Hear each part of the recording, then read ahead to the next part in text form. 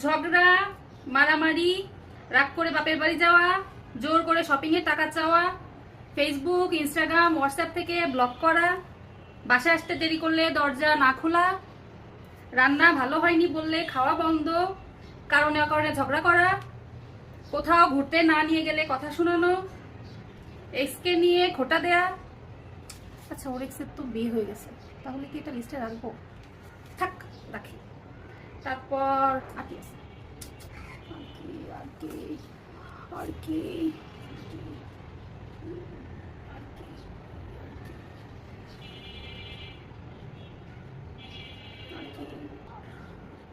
হ্যাঁ Ruthie, Ruthie, কি ডাকতেছো কি জন্য? আরে গামছা দিয়া যাও। দেখতেছো না কাজ করতেছি, গামছা তুমি নিয়ে যাইতে পারো না? গামছা তুমি নিয়ে বসে আছো, আমি কিভাবে নিয়ে যাবো? দিয়ে যাও।